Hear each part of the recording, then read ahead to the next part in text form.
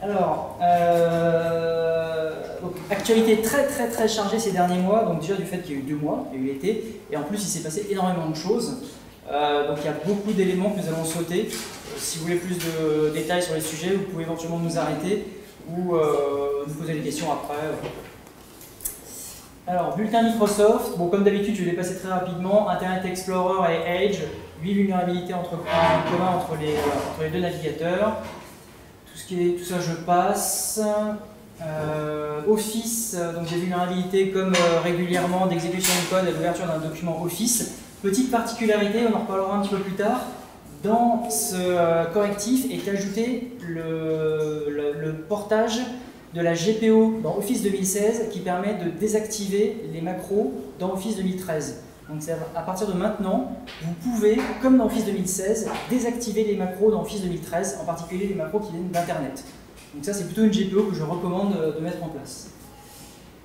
Noyau, tout ça je passe, Flash Player, bon, rien de spécial. Alors ça, on a beaucoup parlé du contournement de Secure Boot. En gros, je ne vais pas rentrer dans le détail du fonctionnement de l'UEFI, mais tout comme pour un Active Directory, il y a comme des GPO, des politiques. On peut dire par exemple autoriser ou pas de booter sur un périphérique USB, désactiver ou pas Secure Boot, etc. Et normalement, lorsqu'une politique est déployée, elle doit être signée avec la clé privée de Microsoft. Et en plus, la plupart du temps, sauf là, elle est associée à un device ID du device sur lequel on va la déployer. Typiquement, j'ai un téléphone de test, je déploie une politique qui désactive quelque chose, et je la signe spécifiquement avec le device ID du périphérique. Sauf que là, des chercheurs sont tombés sur des politiques UEFI qui désactivent le Secure Boot, c'est-à-dire désactivent la vérification de la signature du bootloader du système qui va démarrer, et qui sont signés mais sans device ID, c'est-à-dire qu'ils marchent pour tout.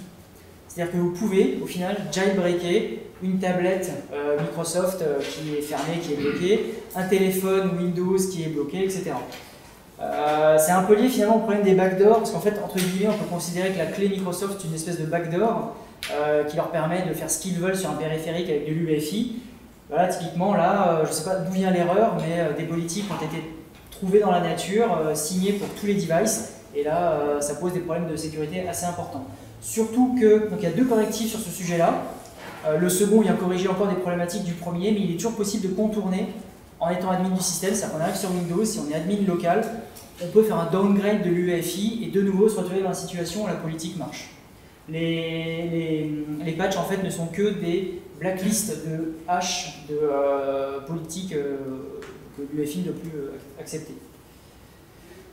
Autre fait intéressant, c'est que les vrais auteurs, découvreurs de la vulnérabilité ou de la politique ne sont pas crédités sur le site de Microsoft. C'est assez surprenant. Je ne sais pas si vous avez des questions sur le sujet. Encore, donc vulnérabilité Boot, Internet Explorer et Edge, ce coup-ci 6 vulnérabilités en commun. Ça je passe. Bon, encore Secure Boot, donc le deuxième correctif associé à cette problématique.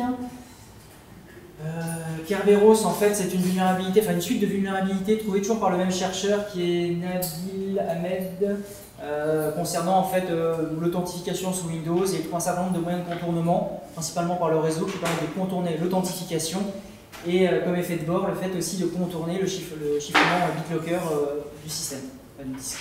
Si le poste, enfin s'il n'y a pas d'utilisation de code PIN. Oui. C'est en mode transparent. Voilà. Comme toujours, Microsoft donc, met bien à jour sa version Windows XP dédiée aux caisses. Voilà, je passe. Alors, contournement de l'UAC, parce qu'il y en a eu 2-3 cet été. Donc l'UAC, c'est la petite fenêtre qui vous demande parfois, si vous êtes administrateur de votre poste, d'accepter l'exécution d'un programme avec des privilèges élevés.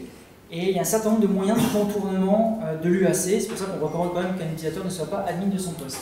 Donc cet été, il y a plusieurs qui sont sortis. Bon, je ne parle pas des premiers.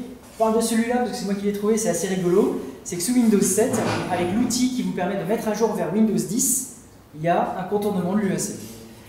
Très intéressant aussi celui-ci, avec l'Event Viewer sous Windows, qui permet de faire un contournement de l'UAC très simplement, sans déposer des fichiers compliqués, sans faire l'injection de DLL.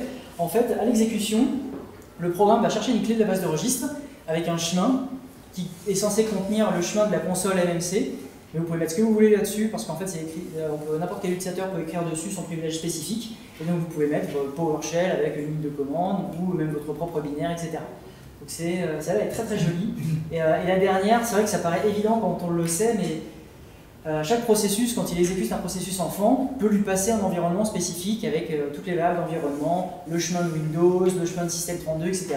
Donc il est possible de modifier ces variables, auquel cas le programme enfant, le processus fils, va aller chercher ces DLL dans le répertoire que vous lui donnez. Donc dans ce cas-là, il est possible de faire du contournement du UAC par cette méthode-là. Effectivement, le seul réglage de l'UAC qui fonctionne vraiment, c'est Always Notify, donc toujours alerté. Je crois qu'il y en a 4, hein, si je ne dis pas de bêtises, il y a 4 niveaux qu'on peut setter par GPO notamment. Et là, c'est un blog de Microsoft où ils expliquent que finalement, le seul qui vraiment a une quelconque utilité limitée, parce qu'il y a quand même un certain nombre de contournements, c'est Always Notify qui, dans la réalité, est difficile à déployer parce que pour l'utilisateur, c'est un peu. Ça revient aux problématiques de Vista où ouais, c'est bon, on peut cliquer sur yes. Et du coup, l'effet pervers, c'est que les gens sont habitués à dire oui toutes les 5 minutes à toutes les pop-up du UAC, et du coup, ça ne sert plus à grand chose. A noter que, alors j'ai pas mis le lien, mais sur le blog de Microsoft, l'UAC n'est pas considéré comme une mesure de sécurité, donc trouver des vulnérabilités sur l'UAC, ça ne compte pas, c'est dommage. Oui, il n'y a pas de bug bounty. Il n'y a pas de bug bounty. Est-ce que tu as un truc sur la limitation dans Windows 10 au niveau des cartes réseau? Genre ça? Ouais.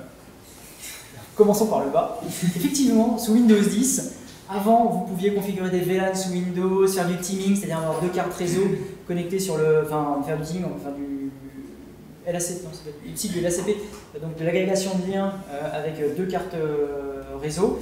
Là, oui, que Windows 10, vous ne pouvez plus, c'est dommage. Ça dépend pas des versions, Non, enfin, ils disent que si vous voulez cette fonctionnalité, il faut passer sur des serveurs. Ah, ça. Et que pour les versions clients, ils ne voient pas l'intérêt, et donc ils ont bugué les drivers de Realtek et Intel, qui du jour au lendemain, sans les avoir prévenus, ne fonctionnaient plus.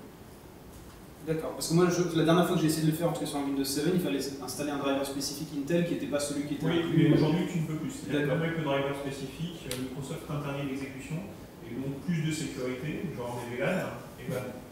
C'est un peu embêtant, effectivement. On fait du coup dans le sens inverse. Je suis perdu. Ça c'était intéressant, c'est un lien avec quelques outils pour mener des attaques à l'encontre de RMS, qui est un système de DRM fourni par Microsoft. Ça permet de prendre un document protégé et de le rendre non protégé, et un document sur lequel on n'a que des droits de lecture, ça permet également de le modifier. Voilà, c'est intéressant. Après, je connais personne qui utilise ça. Autre chose intéressante, ça a été publié cet été, je crois qu'on n'en a pas beaucoup parlé, mais à partir du mois prochain, les mises à jour Windows, elles sont cumulatives pour tout le monde. Windows 7, 8, 10, Windows Server, c'est-à-dire qu'on ne pourra plus choisir quelle mise à jour on applique. Si on veut installer les mises à jour de novembre, il faudra avoir installé les mises à jour d'octobre. Donc voilà, pour eux, c'est pour des raisons de compatibilité, c'est plus facile pour leurs tests d'avoir des environnements qui sont homogènes, de ne pas tester des configurations très différentes, et du coup, il n'y a plus que des patchs cumulatifs, et les patchs de sécu, c'est pareil. Donc soit on n'applique rien, soit on les applique tous. Mais les serveurs de patch de Windows 7 ne sont pas fermés? Non, il y a encore des mises à jour sur ça. Jusqu'en 2020, je crois. 18 ou 20, je crois. Alors ça pose une problématique quand on a dans son environnement des correctifs qui plantent le système. Comme ça arrive régulièrement. Ah. Ouais, alors ça, j'ai pas eu l'occasion de vérifier, mais il semblerait que lors du processus de mise à jour de Windows 10, l'image disque que vous faites télécharger Microsoft pour la migration, elle est téléchargée sur HTTP, elle n'est pas signée. Donc, vous pouvez imaginer que ça soit utilisé également par des attaquants pour compromettre votre poste dès l'installation de l'OS, donc c'est un peu embêtant. Encore une fois, je n'ai pas vérifié. Bon, ça je passe, c'est du grand classique. Ça c'est intéressant, l'énumération de comptes SSH. En fait, les algorithmes de chiffre de condensat qui sont utilisés quand un compte existe et quand un compte n'existe pas ne sont pas les mêmes. Il y a une asymétrie au niveau du temps de calcul, ce qui permet de deviner si un compte existe ou pas en faisant du brute force. Enfin, plutôt en temps constant. L'IBU-PNP, ça faisait très très longtemps qu'on n'en avait pas parlé, des vulnérabilités assez triviales qui permettent de déposer du contenu sur un système. Faut pas l'utiliser. Surtout, ils ont eu pas mal de temps pour corriger la vulnérabilité. TrueCrypt, donc une vulnérabilité qui a été découverte dans le cadre de VeraCrypt. En fait, c'est le Plausible Vulnerability.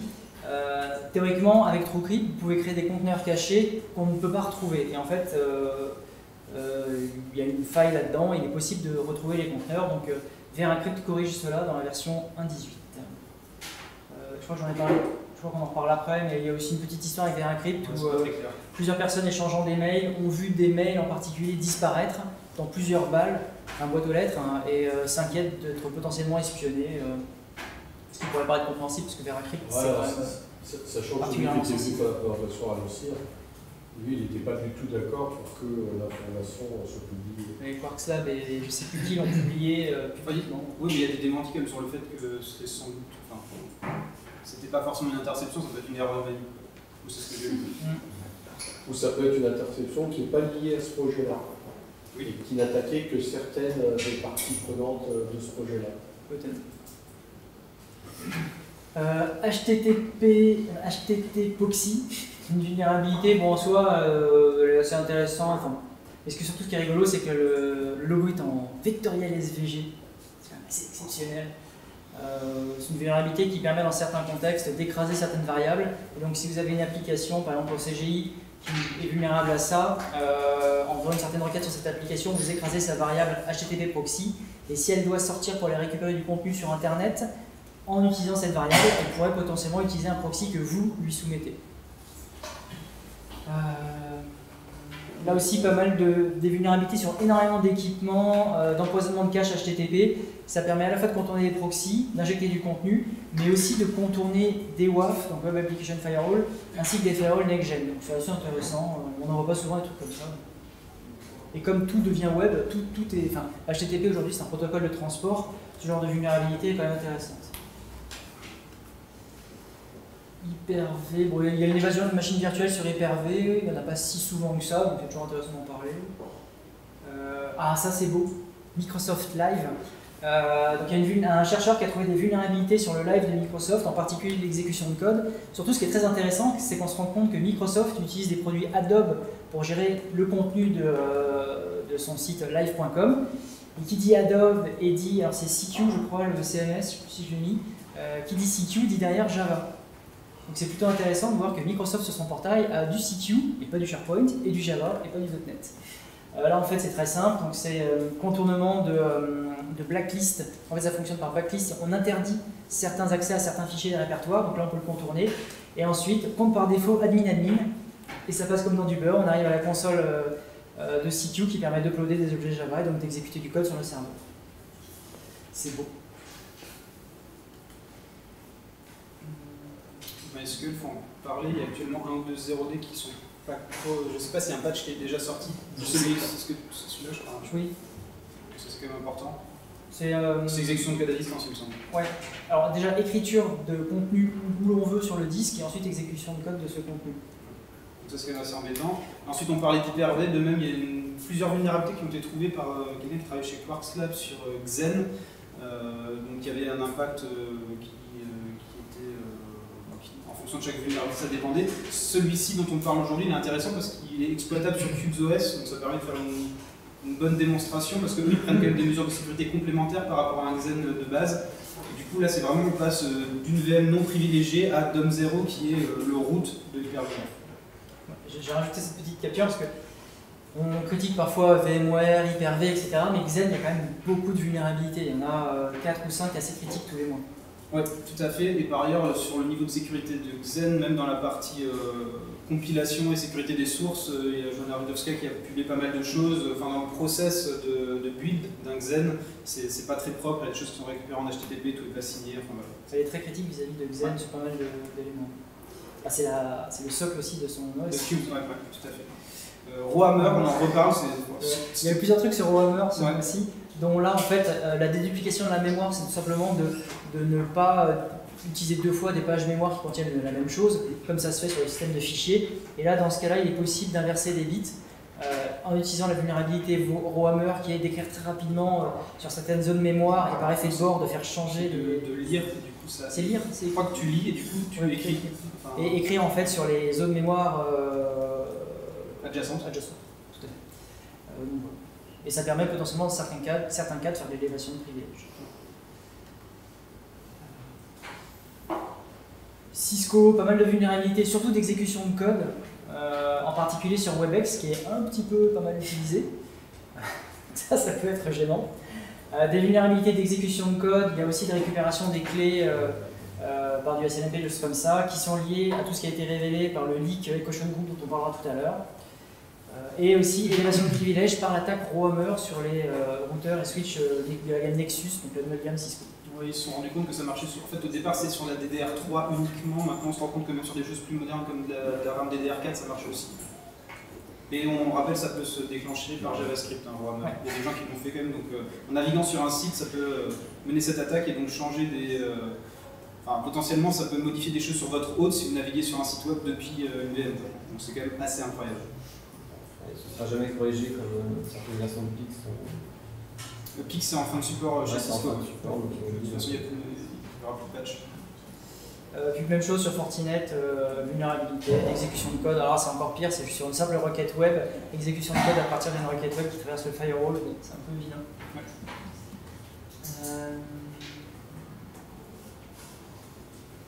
Ah si, celle-là est intéressante sur Apple iOS et macOS X, parce qu'en fait, il y a eu le même type de problématique avec Android, avec la librairie StageFright, donc qui gère toute la partie multimédia d'Android. Et là, c'est à peu près similaire, c'est lors du traitement d'une image TIFF, buffer overflow, je ne sais plus ce que c'est d'ailleurs comme buffer overflow, c'est stack, et donc exécution de code, voilà. Les personnes qui ont publié l'article ont été très très généreuses en détail, ce qui fait qu'on peut quasiment reconstituer un exploit à partir de l'article. Ça, on en reparlera. Pourquoi j'ai mis 3 ? Non, c'est 9.3. Non, il n'y a pas 3 vulnérabilités qui sont exploitées. Ah si, c'est ça. Bon, Android Code Router, c'est de la même manière, des vulnérabilités sur les téléphones Android qui utilisent des composants Qualcomm. En fait, ce sont des vulnérabilités au niveau des drivers de ces composants. C'était présenté à la DEFCON et je crois que quasiment toutes les vulnes ont été corrigées, mais pas toutes. Je crois qu'il y en a une qui n'est pas encore corrigée. Après, ça dépend de ce qu'on appelle corriger, quoi. Chez l'éditeur.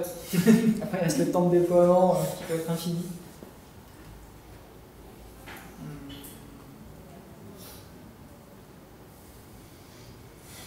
Tiens, Rohammer. Ouais, on reparle encore de Rohammer. Donc cette fois-ci, c'est quelqu'un qui a prouvé que sur un hébergement mutualisé, en exécutant son attaque sur une VM Linux, il arrivait à modifier les clés SSH d'une autre VM et du coup à se connecter dessus. Alors là, je pense qu'on va être beaucoup plus loquace. Bon, attaque sur HTTP 2, c'est intéressant parce qu'en gros, les mêmes familles d'attaques qu'on trouvait sur HTTP 1, on les retrouve sur HTTP 2. Alors c'est pas tout à fait la même manière d'exploiter, mais c'est quasiment les mêmes familles d'attaques et ça marche encore. J'ai l'impression qu'on n'apprend jamais. Les vulnérabilités qui ont été utilisées par Pengu pour jailbreaker les iOS 9.3, 4 et 5 je crois. Donc il y a un PDF qui est super bien fait, très détaillé, qu'on peut lire même sans forcément comprendre les détails parce qu'il est quand même assez bien écrit et on comprend en gros toutes les difficultés qu'ils ont eues pour trouver ces vulnérabilités et réaliser le jailbreak. Sur PayPal, c'est un write-up de quelqu'un qui a identifié une faille dans une application Node.js, donc ça sort un peu de l'ordinaire, c'est intéressant de voir comment il l'a fait. C'est quand même de l'exécution de code à distance, donc c'est pas mal. Ah oui, alors beaucoup d'exfiltration aussi cet été. Exfiltration par les émissions électromagnétiques de l'USB pour extraire de la donnée. Grâce au bruit et vibrations des disques à plateau, qui peut être intéressant aussi. Ce sont des gens qui précédemment avaient trouvé des moyens d'exfiltrer de la donnée en jouant sur la vitesse des ventilateurs. Et j'ai vu aussi exfiltration donc des frappes clavier, donc un keylogger, à partir de la variation que ça fait sur le signal Wi-Fi émis par votre PC.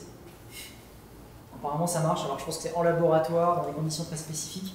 Dans la vraie vie, je ne sais pas si ça marche réellement.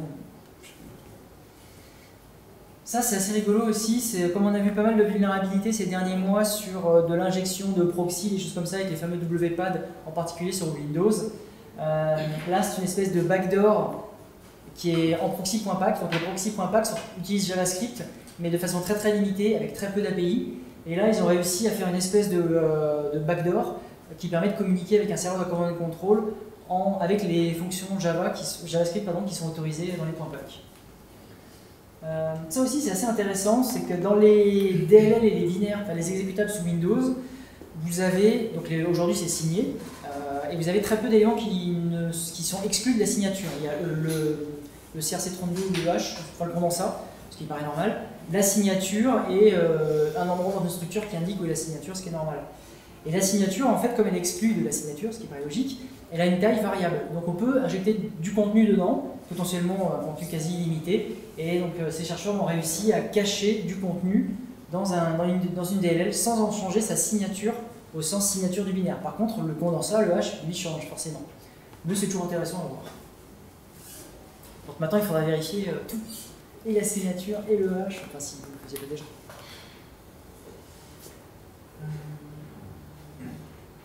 Généralement, avec le H du bibliothèque, il faut se prévenir d'une infection.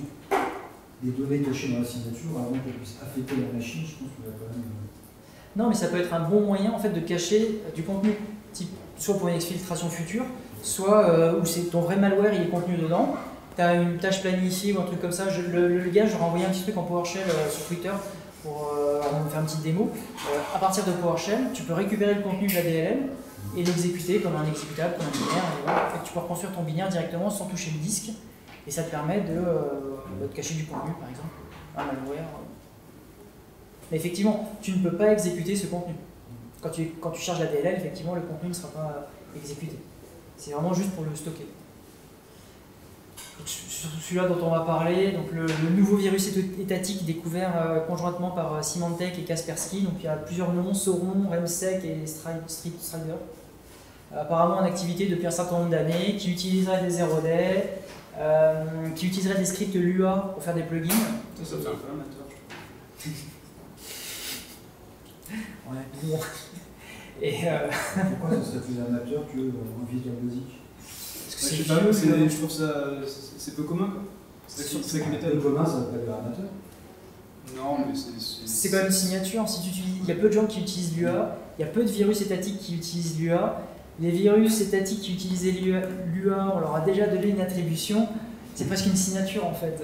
Mais bon, autant utiliser PowerShell aujourd'hui. C'est ultra. Ça, ce sont des virus qui sont dédiés à du Windows. Mais c'est vieux. L'environnement en fait, Windows aujourd'hui. On dit qu'on le connaît depuis 5 ans, si ça se trouve. Même il y a 5 ans, PowerShell, ça existait déjà. Ouais. Mais j'imagine que l'interpréteur Lua du coup est embarqué. Donc, oui. Parce qu'embarquer un interpréteur PowerShell, ça va être compliqué. Ben non, tu l'as nativement. En fait, maintenant, tu l'as sorti de tes machines. Ouais. Mais c'était pas le cas, à mon avis, il y a 7 ans, c'est ça que je veux dire. Quand ils ont commencé le développement. Peut-être. Et je crois que c'est celui-là qui permet de faire de l'air gap indirect, où lorsque donc un ordinateur n'est pas connecté au réseau, il stocke des données dans un système de fichiers virtuel caché, et il faut qu'un agent vienne avec une clé USB spécifique, il la plug dans l'ordinateur, et là, le malware télécharge le contenu sur la clé USB. C'est-à-dire qu'il y a aussi une attaque physique complicité. NSO Group, donc après le piratage de Gamma Group les Allemands, Hacking Team les Italiens, voici donc un nouvel éditeur de système d'administration distant pour État. Donc en fait c'est une société israélienne qui a été mandatée par les États arabes unis pour espionner un entre guillemets dissident, en fait quelqu'un qui défend les droits de l'homme. Et donc cette entreprise a développe depuis très longtemps un trojan assez évolué, et là a envoyé un SMS à la cible avec un petit lien en disant, je crois que c'était regarde, il y a des vidéos ultra secrètes de torture dans les prisons. Et derrière ce lien se trouvait l'exploitation de 3 vulnérabilités 0-day sur iOS, un truc énorme, sauf que la personne a eu des doutes et a juste transféré le SMS aux chercheurs de Citizen Lab qui sont spécialisés dans ce type de recherche. Et derrière, donc, ils ont trouvé exploitation de 3 vulnérabilités, une exécution de code dans le navigateur Safari, un leak mémoire et une vulnérabilité au sein du noyau iOS pour devenir root, et donc jailbreaker le téléphone et injecter une backdoor persistante. Donc beaucoup de travail et malheureusement un simple transfert de SMS. Zerudon qui se fout de NSO, j'avais pas vu. Donc il y a Chouaki Bekrar qui se moque un petit peu de NSO parce qu'apparemment la vulnérabilité plante le navigateur mais ne relance pas de nouveaux navigateurs pour être plus discrète. Donc Chouaki c'est un peu foutu d'eux. Vous avez tous les détails de l'histoire ici. Stéphane Esser a fait une analyse. C'est-à-dire que lui, il n'aurait pas payé tant que c'était pas programmé correctement. Ouais, c'est ça. Ou alors, sous-entendu, moi j'aurais fait mieux. Je sais pas. Il s'appelle Chouaki Bekrar et NSO c'est israélien.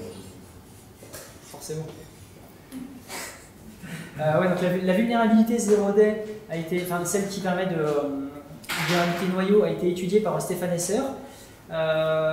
Donc il a carrément publié un POC qui permet d'exploiter la vulnérabilité si vous avez un système non patché. Et surtout, il a émis certaines critiques par rapport à la politique de correctif d'Apple, parce qu'en fait, Apple a corrigé une vulnérabilité précédemment très similaire, et en gros, dans la ligne ou les quelques lignes en dessous, il y avait cette vulnérabilité qui était du même acabit. Donc en gros, s'ils avaient vraiment fait attention, ils auraient pu la corriger. Aussi, il suppose que les gens de NSO qui ont exploité la vulnérabilité ne l'ont pas trouvé comme ça et connaissaient déjà la vulnérabilité précédente et donc potentiellement exploitent iOS depuis pas mal de temps avec des 0day de ce type-là.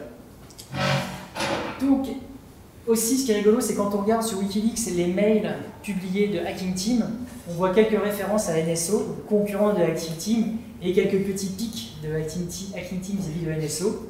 J'ai aussi trouvé un comparatif entre le malware, enfin le virus, comment on l'appelle, de Hacking Team et Pegasus, bon, si vous voulez comparer. Et ça, c'est une erreur de copier-coller, ça n'a rien à faire là. C'est pour après, c'est pour les slides d'après. Est-ce que vous avez des questions sur le sujet?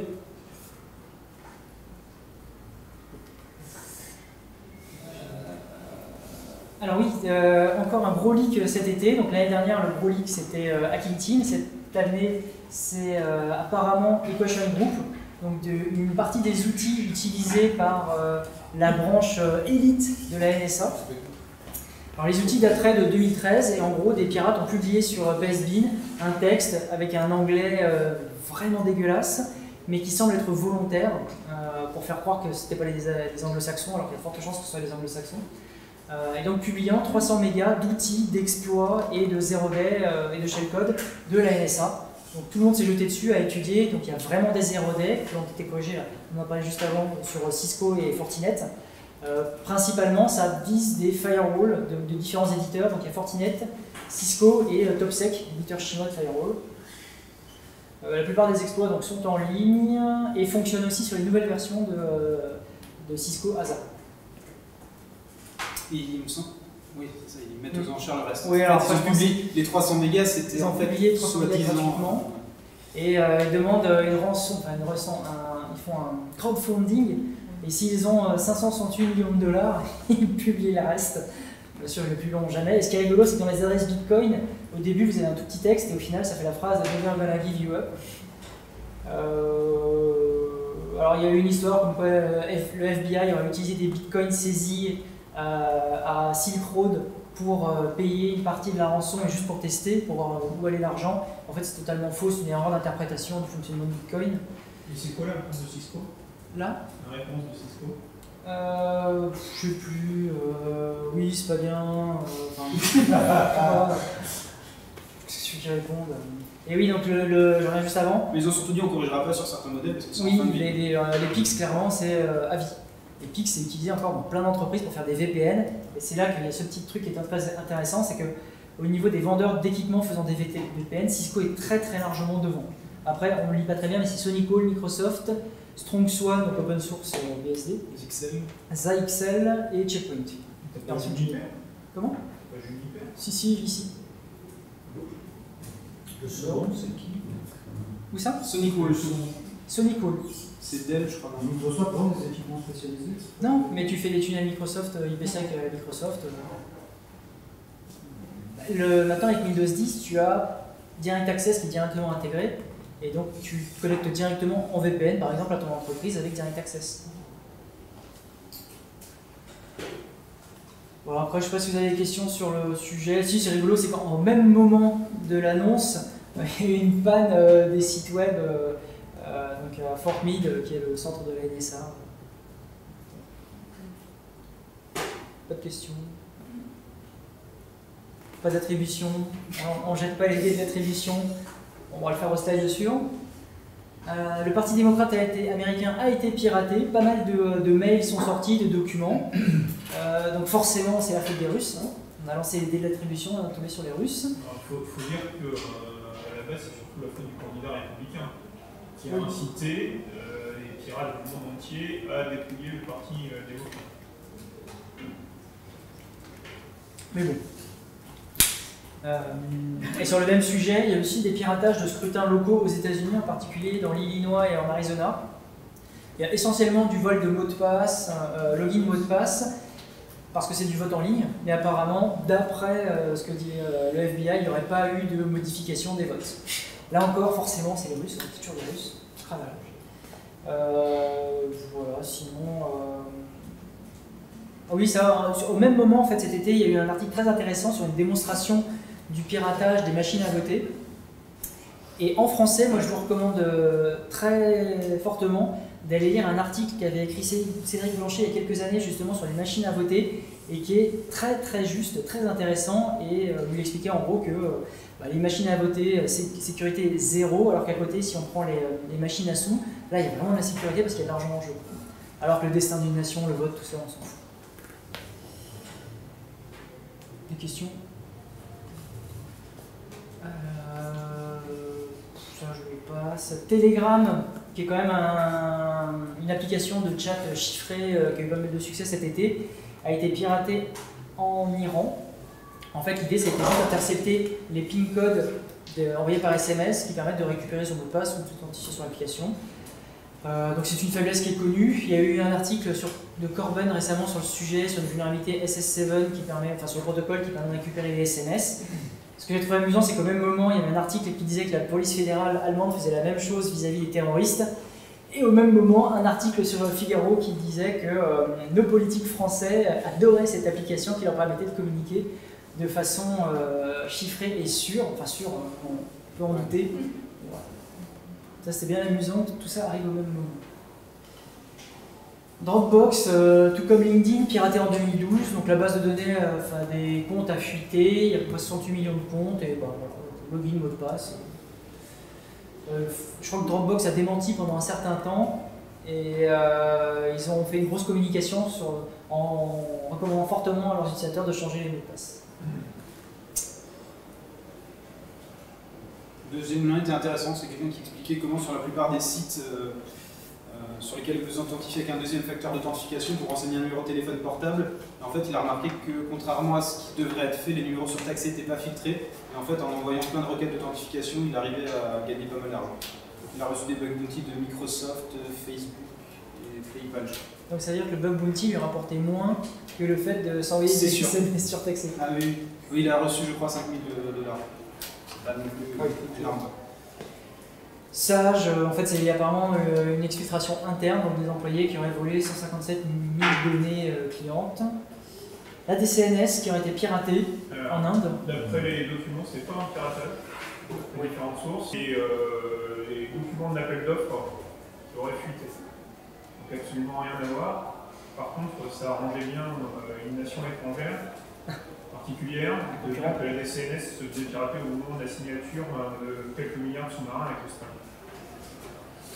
Il y avait aussi un texte qui parlait de documentation technique dans la vente des sous-marins et c'était en réalité du vote technique.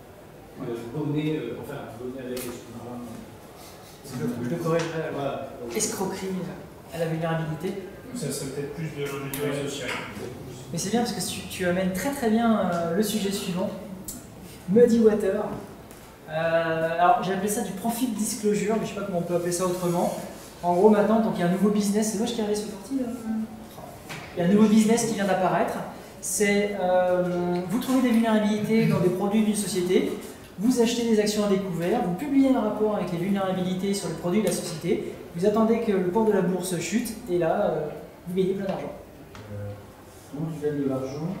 Tu as acheté des actions au cours baisse. À découvert, c'est-à-dire que le cours est à 100, et toi tu dis que tu vas acheter les actions à 50. Tu joues à la baisse. Oui, c'est dégueulasse. C'est la bourse.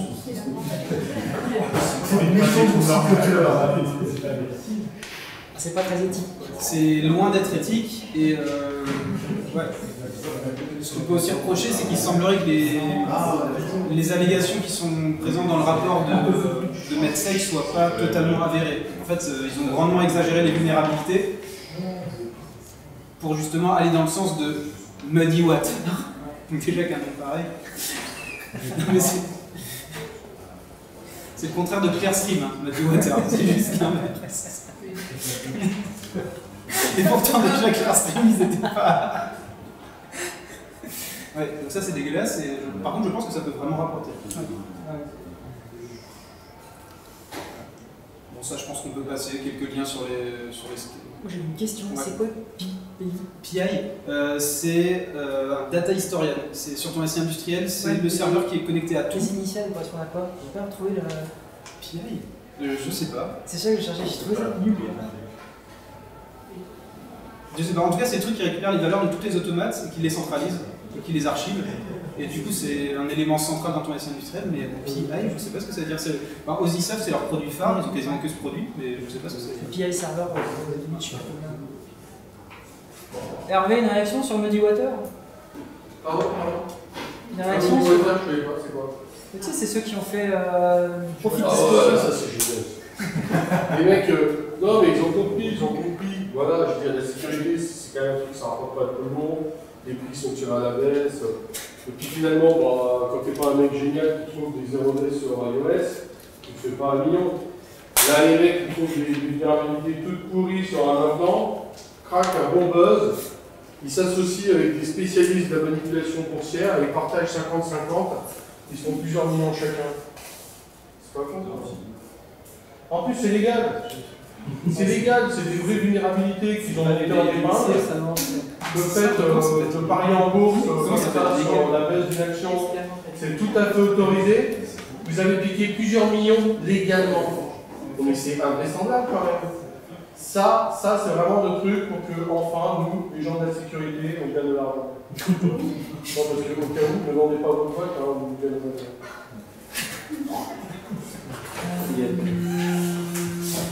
Bon, Veracrypt, on en a parlé, avec de nouvelles fonctionnalités aussi, pour le support du UEFI. Le premier est assez intéressant quand même, je trouve, c'est des gens qui ont mené une étude, donc des gens de SecConsult avec le CERT-CC. Ils ont en fait scanné Internet, ils ont regardé quels étaient les certificats HTTPS, ils ont regardé pour lesquels de ces certificats ils disposaient de la clé privée, par exemple, parce qu'elle est identique dans tous les produits, parce que c'est celle par défaut, en tout cas elle est connue. Ils se sont trouvés, en refaisant la même chose un peu moins d'1 an plus tard, c'était 40% pire. Donc c'est-à-dire que sur 4,5 millions de services HTTPS, le chiffrement il est caduque, puisqu'en fait, publiquement, on peut retrouver la clé privée. Donc c'est quand même très grave.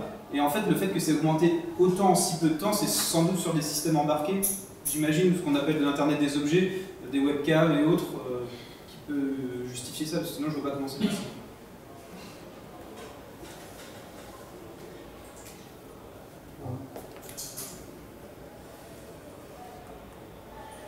Bluedown qui est un... Ah tiens, j'ai fait une faute d'ailleurs. Oui, c'est... Oui. Bluedown qui est un outil développé par les gens qui ont fait Empire et qui permet en gros d'avoir une cartographie de tous les comptes AD à privilège et d'essayer de trouver le meilleur chemin pour devenir administrateur du domaine. C'est à peu près similaire à ce qu'a fait l'ANSI il y a quelques années. D'ailleurs, ils ont fait une mise à jour il y a peu de temps. Bon, là c'est un peu plus joli. Et ça marche. Ouais, enfin ça plante aussi. Ça, il y a beaucoup de bugs, ils sont en train de corriger. Ils vont travailler ensemble, parce qu'en fait, du coup, moi j'ai vu la présentation de London et du coup j'ai envoyé un mail pour dire ah ben en France il y a des gens qui ont fait la même chose, et ils sont en contact, puisqu'en fait il y a deux visions des choses. Bloodhound, ils le font à partir des groupes et des personnes qui sont connectées sur les machines, c'est les deux types d'informations qu'ils ont, tandis que l'ANSI n'en décontrôle pas, ils sont plutôt sur toutes les ACL, donc qui a les droits sur tel GPO, etc. Donc en fait, ils ne récupèrent pas les mêmes informations, donc on peut espérer que les deux projets vont un peu merger pour avoir quelque chose de plus compatible. Le problème actuellement, c'est que sur un gros AD, avec plusieurs dizaines de milliers de postes, ça tourne longtemps, plusieurs jours pour récupérer les informations, et ensuite, vu que c'est pas forcément encore très mature, pour parser les informations et présenter le résultat final, il faut 20, 30, 40 gigas de RAM et quelques jours aussi. Donc c'est pas encore immédiat.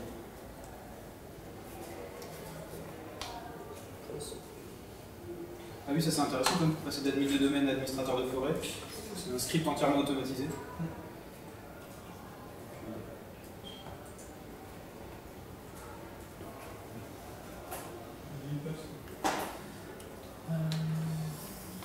Qu'est-ce qui m'intéresse?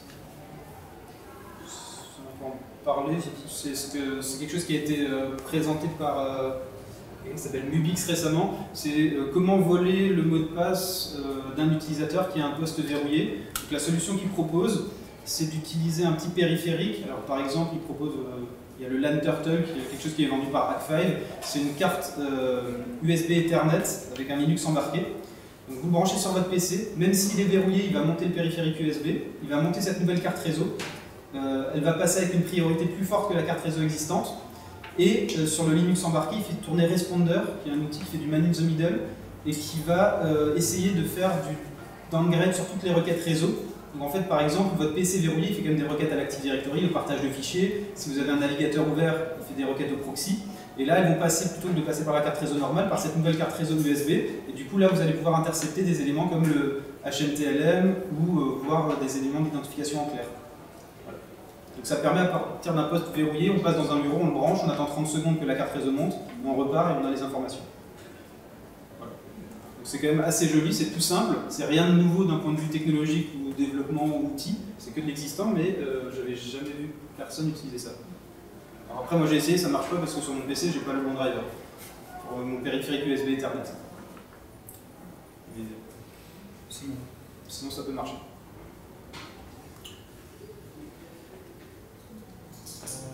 Bon, je vais commencer par le début.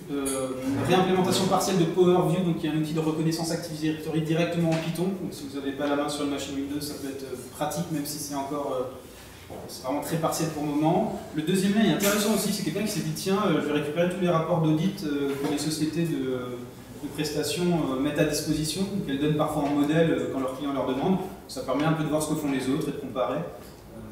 C'est principalement, enfin c'est uniquement en anglais, et il y a plutôt des grosses boîtes, mais c'est intéressant de voir comment les autres présentent les informations. Que dire d'autre? Ça c'est quand même super intéressant. C'est la même personne qui a développé Bloodhunt qui a fait un contrôle commande via les propriétés des objets AD. C'est-à-dire que si vous avez plusieurs machines qui sont verrouillées dans le domaine, vous voulez transmettre des informations de l'une à l'autre, bah vous allez par exemple modifier un champ abscon de l'objet ordinateur. Et l'autre personne va le requêter. Et du coup, ça fait que des requêtes vers le contrôleur de domaine. D'un point de vue réseau, c'est impossible à voir, sauf à chercher explicitement pour ça. Et du coup, ça vous fait un contrôle commande interne ultra discret. LoftCrack est de retour, version 7. Ça, j'ai pas compris. Encore plus rapide, gère le multi-CPU, GPU, etc. Mais à l'heure de CLH4, pourquoi? Enfin, je sais pas. Comme on a pas mal parlé de Cisco, Pix, etc., je vous ai mis quelques trucs évidents, mais parfois c'est bon de le rappeler, qui permettent juste de récupérer un shell Linux sur un Cisco Catalyst. Hein, c'est assez simple en fait. Vous avez, alors la commande à taper, c'est celle en bleu, et ensuite celle en rouge, et hop, vous avez un petit shell Linux. Donc vous sortez du shell restreint Cisco.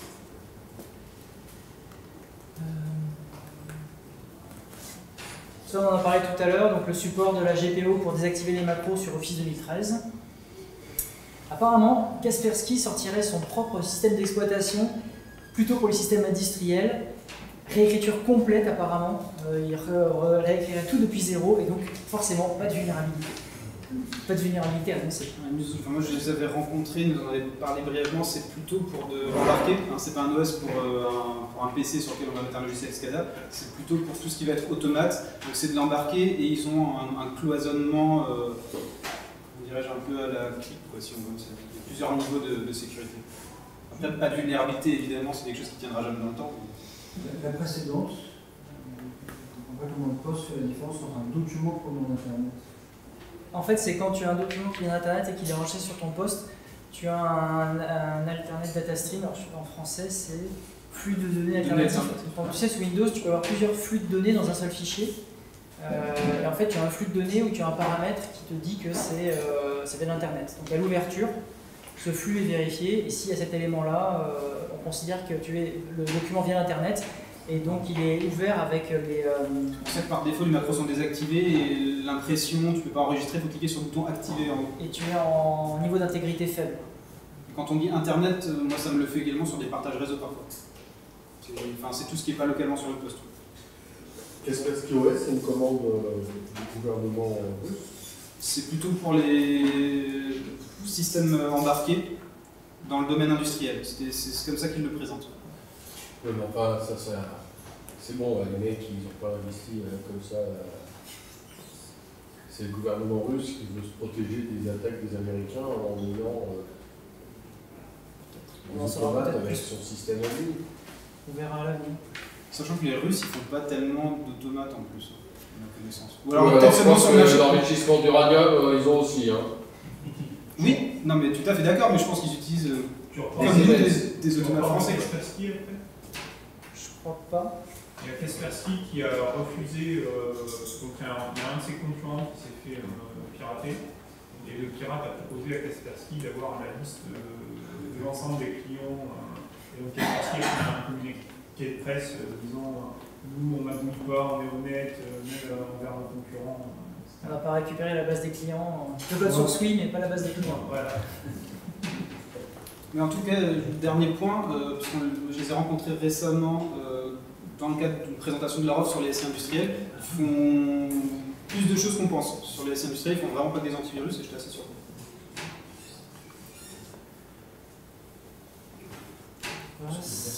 Alors ça me paraissait assez intéressant. Sur Windows 10, Microsoft a introduit de nouveaux mécanismes de sécurité, dont Credential Guard, qui est censé être le rempart ultime contre les outils de type Mimikat, qui permettent de voler les mots de passe et les hashes et les tickets en mémoire. Là, ils ont la même chose qui marche maintenant à distance. Donc, si vous avez un poste de travail en Windows 10 qui se connecte à un Windows Server 2016, que vous avez activé Credential Guard sur les deux, quand vous vous connectez en RDP du poste Windows vers le serveur, vos identifiants ne sont plus accessibles en mémoire sur le serveur. Donc ça, c'est quand même ultra intéressant. Alors évidemment, ça marche que si tous les postes sont dans les dernières versions disponibles. Voilà.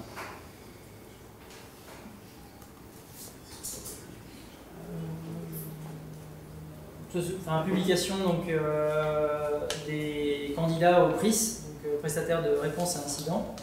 Donc, il y a 4 candidats, un petit, 2 moyens, un gros. Je vais essayer de voir. Les arrêtés sectoriels de l'AFL sont sortis. Pardon? Il y a le nom du candidat. Oui, ils sont sortis. Ah bah oui, sinon j'aurais pas deviné que. Là, je les ai juste catégorisés par taille. Il y a Armature. Non, il y a. Pas un train. Non. Je sais plus. Si, il y a un principe. Si, intrinsèque. Ouais, Il va forcément y avoir du Thales et 2 moyens. Je veux dire, c'est ceux qui sont dans la préfiguration du système. Tu veux que je les chercher? Si tu veux. Mais ce qui est impressionnant, c'était le nombre de candidats qu'il y avait. Ah bon? Ah ouais. On verra. Les arrêtés sectoriels, je vous fais pas la liste, il y en a beaucoup, vous avez les liens. Konix, Lexo, Lexi, Thales. Ouais, Ah, il n'y a pas un français. non, mais pas intrinsèque. Oui, bah, de toute façon, il sera la fournée suivante. Hein. Et puis ils sont P10. Ça c'est déjà arrivé il y a quelques temps, enfin il y a quelques années en Californie je crois. Mais là c'est à peu près pareil. Donc c'est un ingénieur américain qui sort d'un entretien de bilan, je sais pas de carrière ou je sais pas quoi, bilan d'évaluation. Pas content parce qu'on lui a fait des remarques, donc il fasse toutes les confs de tous les principaux, enfin les 10 principaux routeurs de cœur de Citibank. Donc bien sûr, grosse panne, et puis comme il est très malin, il a envoyé un petit SMS juste après à un collègue en partant pour dire ouais j'ai fait ça parce que j'étais pas content. Bon, bah, bien sûr il s'est fait attraper et puis il a pris une grosse. Alors, je ne fais de rien dire. Oui, pour faire ça, faut de rien faire. C'est son collègue qui a touché de l'argent.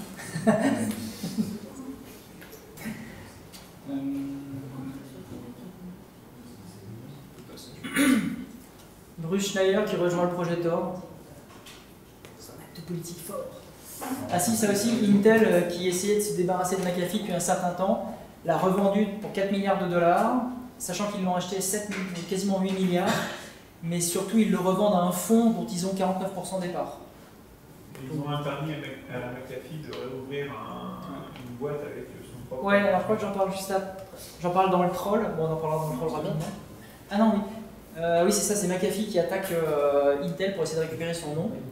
Moi j'ai un exemple, en fait, ma femme bossait à un moment dans une entreprise qui fait des sodas et les bouteilles sont rouges, enfin les canettes sont rouges. Et ils avaient fait un partenariat avec Kenzo, la grande marque.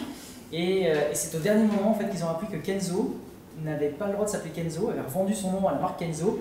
Et donc sur toutes les bouteilles de ce soda rouge, il y avait marqué K.Takada, parce qu'il s'appelle Kenzo Takada, donc il y avait marqué avec les dessins de K Takada. Bien sûr, personne ne connaît K Takada, parce qu'il n'avait plus le droit d'utiliser son nom Kenzo. système ID. Son prénom. Son prénom. On en connaît d'autres à qui ça arrive de ne pas pouvoir utiliser leur nom. Ouais. Et comment tu peux interdire à quelqu'un d'utiliser son nom? Parce que si tu vends ton nom qui représente ta marque, si de ton nom tu as fait ta marque et que tu vends ta marque avec le nom et que c'est dans le contrat, bah voilà. Après tu peux le récupérer, ça s'achète. Il y a Cousteau Père qui a fait un procès à son fils aussi. Ah oui. Alors pour les conférences, donc cet été les grosses conférences américaines, Black Hat, B-Side, DEFCON, donc vous aurez un petit compte rendu tout à l'heure. À venir, j'ai mis la botte conf, j'en voyais pas d'autres prochainement. Il y a Black Hat Europe, je crois. Oui, Black Hat Europe. Il y a les assises de sécurité. Hein. Non, mais les conférences de sécurité. La Brucon. Et la Brucon, et la Brucon. Il y a la Brucon, effectivement, je la rajouterai. Et le fil. Oh, ça c'est Non, mais on a le temps, on a le temps. Viser les conférences de sécurité. Alors, dernier jeu de slide. Exodus, qui est un programme d'achat de vulnérabilité, a publié ses tarifs. Donc, bon, pour de l'iOS, c'est 500 000 $, etc. Vous avez les tarifs. Ce qui est intéressant, c'est qu'ils achètent aussi les vulnérabilités, donc pas les 0, mais les end-days.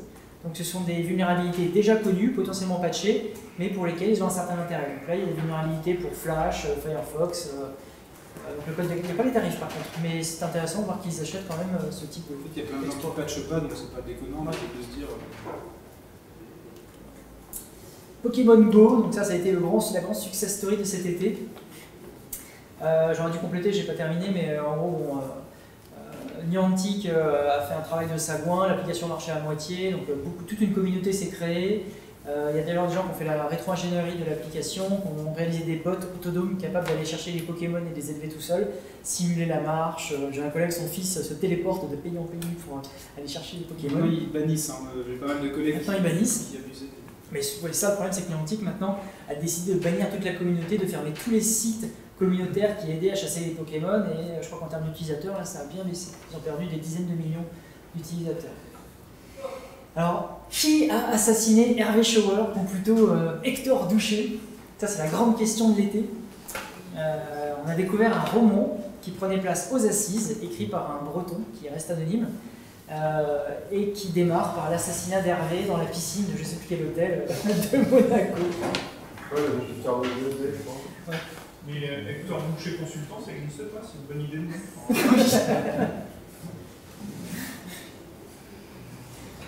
Pourquoi pas Hector Boucher je l'ai essayé.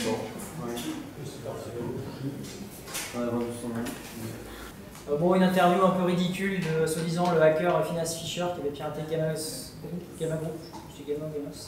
Non, je pense que les pentests ça sert, par contre, ceux qui servent à rien, c'est ceux qui achètent les pentests. Il n'y est pas encore. Donc voilà, l'interview c'était sous forme de petites marionnettes et c'était un peu ridicule. RSSI, c'est un des 5 métiers en France qui permet de gagner plus de 100K par an. Euros. On avait même des précisions, parce que c'était 70 000 en commençant à 130 ou 150 000 sur un.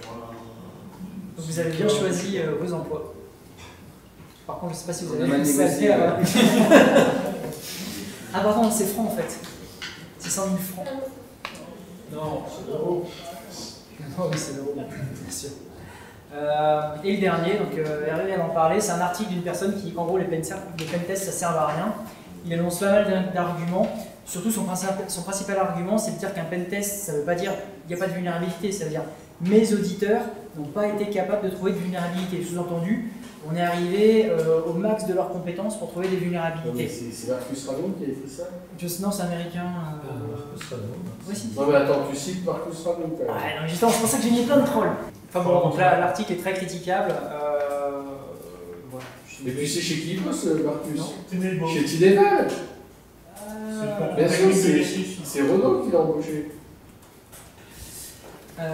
Ça aussi, c'est assez rigolo dans le code source de WhatsApp. Donc des personnes sur Android qui l'ont passé dans. Dextoujar, Ouais, et. Qui va désassembler, pas désassembler, décompiler. JDGUI. Donc ils l'ont passé dans JDGUI et qui ont vu qu'il y avait plein de fuck Apple un peu partout. Et donc voilà, qui ont déduit que les gens n'avaient pas, enfin ces gens-là n'avaient pas trop Apple. Si on regarde, il y a un site qui référence le nombre de fuck qu'il y a dans le noyau Linux. En fait, donc c'est la courbe qui est en bleu, et c'est la courbe qui monte ici et voilà, qui redescend un petit peu. Donc il y a quand même pas mal de fuck dans le noyau Linux. Et attends, j'ai pas compris, il y a plus de love ou plus de fuck? Plus de fuck. Attends, là aujourd'hui, dans le Love depuis la version 2.2 quelque chose, il y a beaucoup plus de Love. Oui, enfin, il y a d'autres sites qui te donnent l'intégralité. Les choses, c'est toujours intéressant de lire les commentaires du noyau, presque plus que le noyau. Ça aussi c'est rigolo, une personne qui a acheté des Switch d'occasion sur eBay et qui reçoit un petit cadeau bonus, donc une espèce de carte soudée au-dessous de la carte mère avec des composants. Sur plusieurs mois, la personne a échangé sur Reddit et le firmware n'a pas été reversé. Donc au final, on ne sait pas ce qu'il y a dedans, mais c'est quand même bizarre de se retrouver avec ce genre de truc attaché à son Switch. Ah, c'est bizarre d'acheter un Switch sur eBay aussi. Pas forcément. Moi je trouve ça louche. Enfin, il y a pas mal de tu peux pas t'attendre à autre chose. C'est comme les gens qui achètent des disques durs sur eBay, c'est pour essayer de récupérer des trucs, c'est pas parce que c'est. Non, il y a pas mal de brokers qui revendent sur eBay.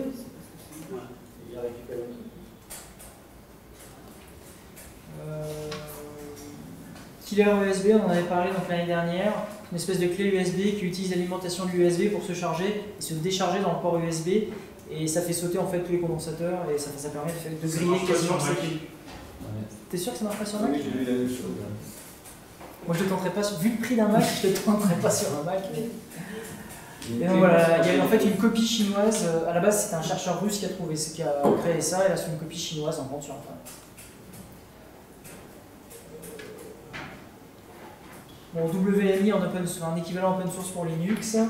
À la DEFCON, les gars sont amusés à essayer de repérer toutes les antennes et les IMSI catchers disponibles aux alentours. Apparemment, il y en avait pas mal. Et le dernier, c'est un article assez intéressant. Il y a une partie en particulier qui parle de l'informatique et des bugs, qui explique pourquoi l'ordinateur est complètement con, mais à la limite, c'est bon, il ne demande pas d'être intelligent. Et voilà. L'article est très intéressant, je le recommande fortement. C'est une interview en fait de Gérard Méry, pour ceux qui connaissent. Et voilà, on est sur la fin. Prochain rendez-vous le mardi 11 octobre. Un afterwork sera probablement organisé à la fin du mois d'octobre. Oui, on a une idée de la présentation. Très bien. Ça sera probablement sur un outil de suivi d'année, mais pas ce qu'on citait tout à l'heure. Voilà, si vous avez des questions ou des idées d'illustration, s'il manque des informations essentielles, n'hésitez pas. Et surtout, si vous avez des salles à nous proposer à partir du mois de novembre, nous sommes preneurs. On a une petite problématique sur les salles, effectivement. Avec l'enregistrement à l'œuvre de gênant. Non, c'est pas gênant. Tu penses qu'à la Paris. formation Paris. Ok. Bah, merci beaucoup.